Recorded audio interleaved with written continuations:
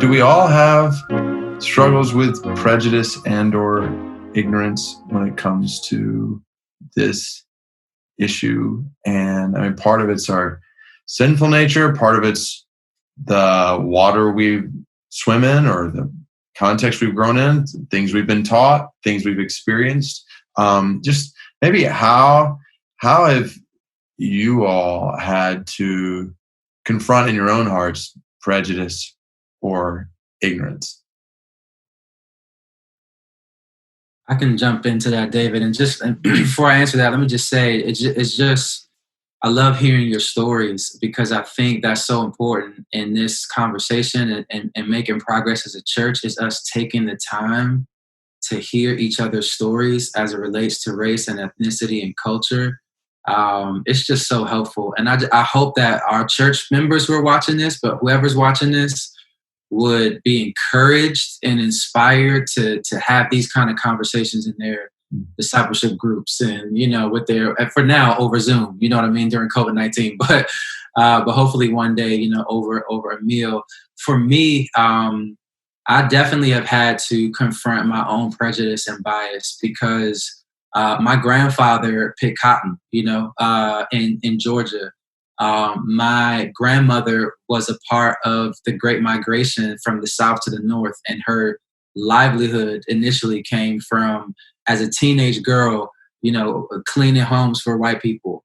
And she experienced such intense racism and discrimination, and so much of my family did. They were in McKinley Tech in Washington, D.C., which was a legendary, all-black school before it integrated. And so my family experienced a lot of racism and discrimination from white people. And because of that, I was trained to be on guard, and I think in some ways rightfully so. But I internalized that. And as I moved into a world that in some ways, was a little bit different certainly different than how my grandparents came up, but even somewhat different than how my parents came up, I carried that skepticism and just dislike, to be honest with you. And it was not until I graduated from college, I had my first job with Luis Palau Association. He's in effect, kind of like, we call him the Latino Billy Graham. And I remember going around with him and the team there. And I distinctly remember one time being in a very wealthy, older white person's home and standing there. They were so nice. And I remember thinking, not saying it, but thinking, you're being nice to me, but you don't want me here. And that was a journey for me of beginning to see how deep, I basically believed that all white people are racist. And it was just a journey, through relationships and just confession and the Lord doing work on my heart, to free me, from that. And it doesn't make me naive about the reality of ongoing racism in the world, but some of y'all on here are white and you're great. You're awesome people, and we're family, and that wouldn't have been able to be the case for me, 15 years ago.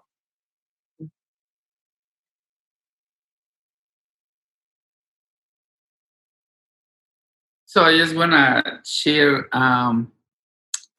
something. I don't know if you're familiar, but anyway, so there was a cartoon that was actually censored here in the United States. And it's a cartoon about a black kid with his mom. And that's how it's portrayed. And that was very popular in Mexico.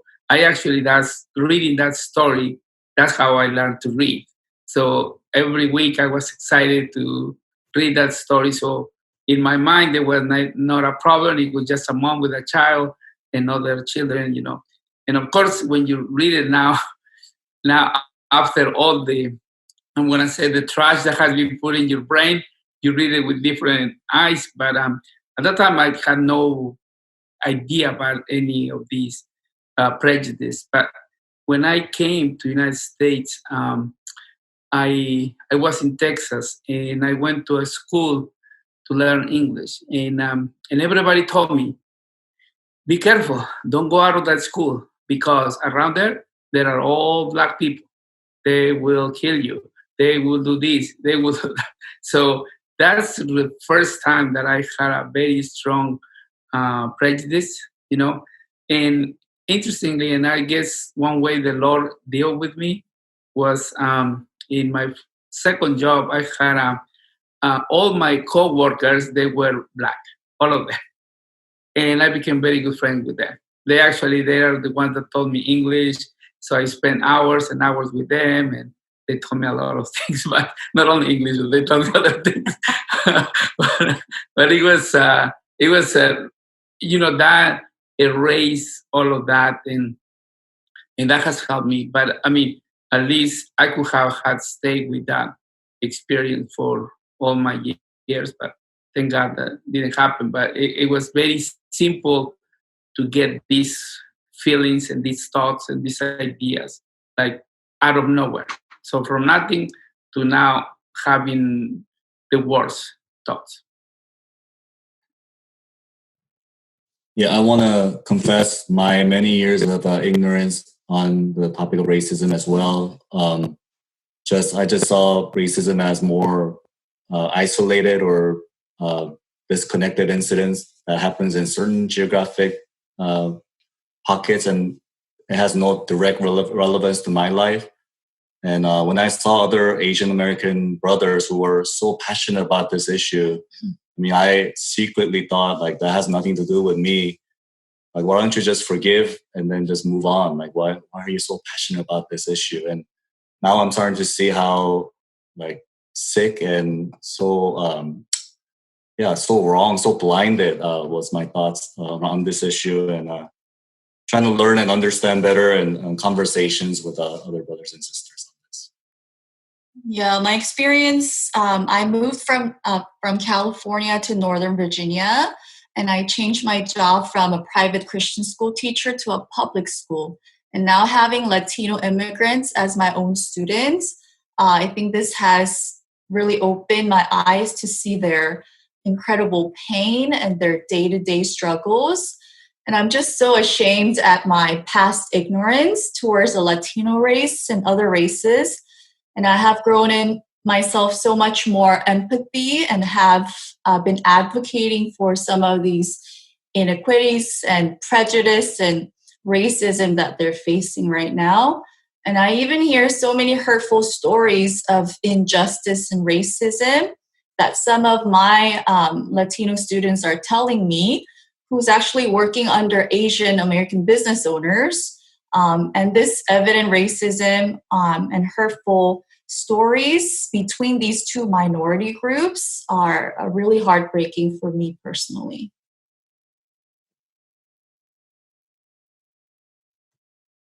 I think what's on my heart, it's been quite a journey, but it's more of a people group at large. All the time in the military, spent a lot of time working against radical Islam. And so followers of Islam, I became pretty jaded. And even as a believer in the military, it was really hard for me to just, I don't know, to care while I was over there, overseas in various places. But God's done a great work in my heart. And so it's one of those things where now when I see them, like, my guard's lowered, and I do care about where they are at spiritually. But there was many years where I have to admit that just didn't pop up in my first couple thoughts. And I was more prone to be suspicious. And yeah, it's heartbreaking. And it's just one of those things, again, I think environmental, how it can shape you. If you see friends constantly killed by one people group, you can become pretty skewed. So yeah, I'm still growing there, but definitely I also think of what DJ said with John 13. I love the fact that that will confound the wisdom of men, because it makes sense. I could rationalize it from man's point of view, but to reach out to them and share the gospel with them and the hope we have in Christ, I think that's what it's all about. Mm-hmm. Thanks for bringing that up. It was one of the things, even as we were putting this time together, and as it relates to even walking through Psalm 133 as a church and having you all share different things. And yeah, that's one perspective that's not represented even as much on this call. Just I think about all the brothers and sisters in our church from the Middle East, just with Arab backgrounds. Like it's, yeah. And particularly then all the military families in our church and people who walked similar journeys that you've walked. That's huge to really evaluate what's going on in our hearts there. It's pretty powerful. Yeah, I want to ask if I could, DJ, you and Mike, you guys have been on a journey kind of together for since before I even knew you guys. Could you guys give us a little bit of a glimpse into just that in your own hearts and what that journey's looked like and how that's affected you just personally in relationship with each other?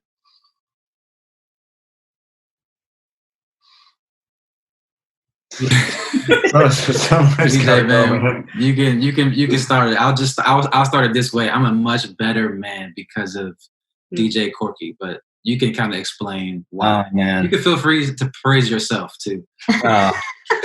Well, that's high praise. I was literally going to say the same thing about you, Mike. I'll start kind of by answering the last question just real fast. But I have to confess that I think that most of my prejudices manifested themselves due to socioeconomic situations as opposed to skin color. And I think I can honestly say that I had the same disposition towards white people in trailers as I did with Black and brown people in a bad socioeconomic situation, because I was raised with like hard work ethic, and that's where you find value. And now when I went outside of America, that was different because I thought there's less opportunity there. So clearly it's going to be different. But for everybody else inside of America, I was kind of raised with this, like, you have opportunity and you can work. And so I was confused by people who didn't take advantage of that opportunity. And so it took me a long time to realize and to learn through conversations like I've had with Mike and Eric and others, that a lot of people in bad socioeconomic situations, many things happened prior to them in that situation that affected what's happening in that moment, or even in my decade of life. And that's been helpful for me in just my journey, as the Lord has been weeding out prejudice in my heart. So the conversations are so helpful. Mike has been a constant, patient, and initiating relationship in my life. And I'll start there on initiation, is that somebody has to move first. And we can argue all day about who that needs to be and what's fair about who moves first, but somebody has to move first. And so I first encourage you that, like, from my own experience, Mike moved first. And he told me, knowing my background and my love for the outdoors and hunting, fishing, shooting, and all that, he said, "Hey man, the next time you go shooting, I want to go with you. Like, I just want to experience it." And so, as luck would have it, we drove. It was like so far away, and so we had a lot of time in my Ford Ranger old pickup truck. And I gave my wife my GPS coordinates because I was just like, I don't know, going out here shooting with all these white people. well, you don't get signal out there, so it wouldn't even have helped you. But basically, it was so helpful for me because I can honestly say it was the first time where not only did someone initiate wanting to, because I always wanted to have the conversation. I was just scared to. Honestly, I was afraid I was going to say the wrong thing.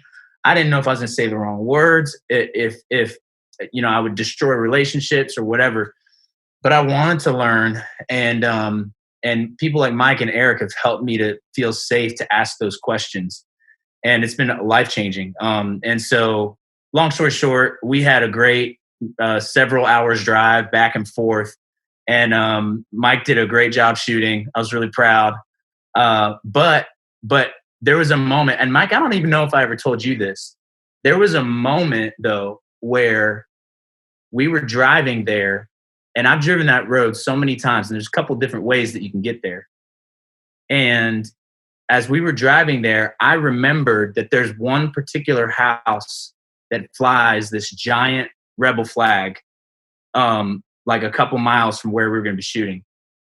And I took a different road because I wasn't sure how that would make you feel. One, hardly knowing me at the time, but two, just knowing that might set off some real concern. And so that was one of the first times where I think that I understood the alarm that goes off when those histories are brought up. And so lastly, in that conversation, the two things that I learned that really, really helped me was one, where I was raised to look at incidents like what happened to Ahmaud Arbery, not intentionally by my parents, but it just wasn't emphasized or talked about why this is happening and all that. But where I was raised not to really think about Ahmaud Arbery's situation being connected, everything's isolated.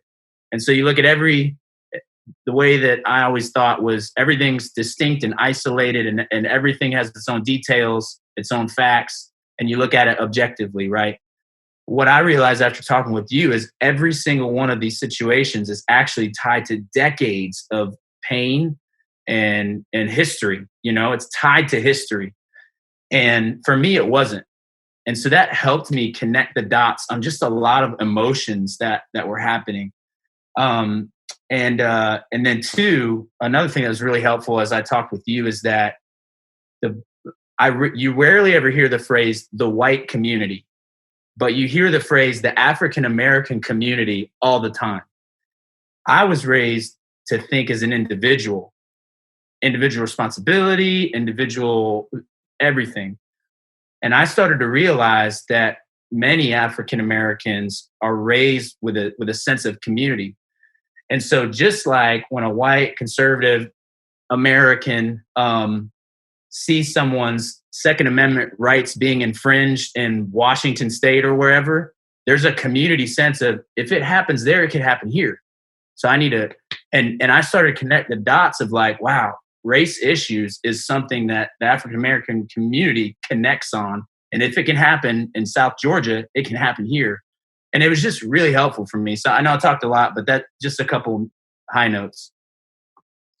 Man, that's so good. And I mean, you brought up a really good example. When Ashley knows this, when we go on vacation and we drive through town, if we see, a Confederate flag somewhere, that we know, okay, or at least the feeling we have is like, don't stop at those gas stations. You know what I'm saying? Let's make sure that tank is full. In my time with you, DJ, one of the biggest takeaways for me, we talked about so much. You share with me just the kind of military history of your family and that deep desire that you had to serve. And the phrase that stuck with me to this day is how you talked about how disappointed you were just because of some medical conditions when you weren't able to serve. And you said, I felt like I wasn't able to fulfill like my duty to serve. And that struck me so hard because I just never had thought about it that way as like my duty to serve the United States of America. Because even though both of my grandfathers were veterans, it was a very different experience and a different way of thinking for them. I mean, they went and they served, but then they still came back as Black men, facing racism and segregation. And so that kind of patriotic, like military, pride was new to me. But for the first time, it was humanized for me. And it helped me so much, especially pastoring the church in the DC area where there's so many people, men and women, who serve and families who have to send their family members to serve. So that was one thing that was huge for me. And then secondly, you talked about your brother who's law enforcement, and shared with me a really scary story, about one of the situations that he went through. And it just dawned on me. It was just a peek, behind the curtain for what law enforcement in our country deal with. And it helped me to realize that, and I knew this, but just because of how I grew up in the communities I grew up in, there is like a deep kind of skepticism of police. I knew that there were good police officers out there for sure. I mean, there were good police officers in my church growing up. But I think I realized in that moment, you know what? If there's anybody that should be angry about police officers that abuse that privilege and honor and authority, it should be police officers who take that responsibility to protect and serve seriously. And there are so many people like your brother and so many people in our church who take that seriously, and they're doing God's work, and it's sacred work. And so those were two things for me that it helped me so much, man. Like, it made me a better dude, a better guy, a better Christ follower, but it really, really helped me to be a better pastor too. Because it just gave me context that I just hadn't had, before. And I think what I want to say in that to people who are watching is, change in these areas of race and justice, they don't stop at just our interpersonal relationships, because there's much more that we need to do than just talk, right? But a lot happens in the context of those relationships because our prejudices are exposed, and the truth and reality of another person's situation just kind of deconstructs some of those assumptions. And then God has an opportunity to reconstruct something new, something that's built on truth and that's built on love and empathy and compassion.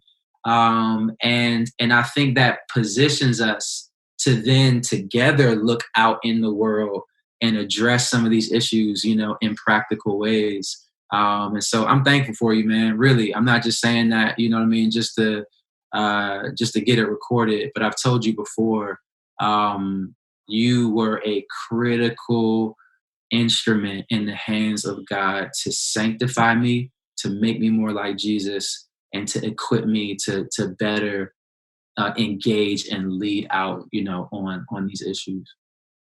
Likewise, man. Thank you. I wish I could hug you through Zoom. Yeah, it's pretty, like, as you were saying that, Mike, like right before you said that last statement, I thought, it's pretty awesome. Like, both of these brothers look more like Jesus as a result of diving into the conversations we're having right now and the implications for our lives and our families and for our church. Like, and then you were like, and I look more like Jesus. Like, yes, and it's evident. It's evident, I would say, in both you brothers' lives.